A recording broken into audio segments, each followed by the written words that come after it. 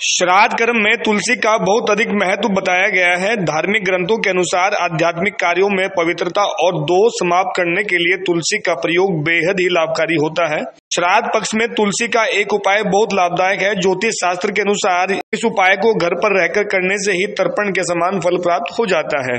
तुलसी के इस उपाय को जानने के लिए हमने हरिद्वार के ज्योतिषी पंडित श्रीधर शास्त्री से बातचीत की। उन्होंने लोकल 18 को क्या कुछ कहा है, सुनिए। श्राद्ध पक्ष आ रहे हैं, 16 दिन का पखवाड़ा होता है, पूरे 16 दिन वक्त इस श्राद्ध में।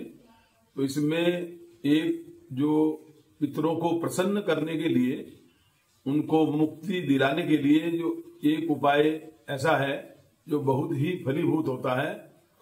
जैसा कि हमारे आंगन में घर के बाहर तुलसी विद्यमान है, वहां जाकर के तुलसी की जड़ में एक कटोरी तुलसी की जड़ में रख करके और अपने हाथों में स्वच्छ जल लेकर के उस कटोरी में लगभग 7 बार उस जल को अपने हाथ के द्वारा पहले हाथ में डाल करके अंगूठे के द्वारा वह जल धीरे धीरे उस कटोरी में चला जाए और इस प्रकार का क्रम 7 बार होना चाहिए।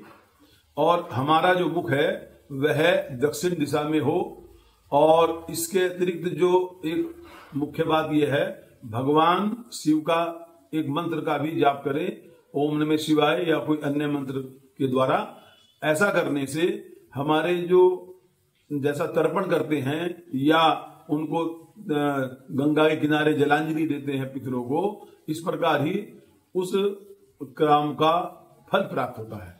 यह उपाय उन लोगों के लिए भी है जो गंगा के किनारे या अन्य स्थान पर जाने में असमर्थ हैं।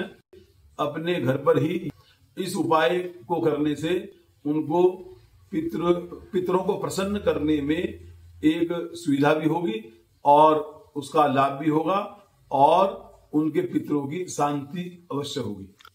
तो ऐसा करने से हमारे पितृ शांत होंगे और यथा योग्य हमको आशीर्वाद भी देंगे, जैसा कि 16 दिन तक पितृ हमारे पृथ्वी पर ही होते हैं और वह प्रसन्नचित्त होकर के अपने लोक में लौट जाएंगे।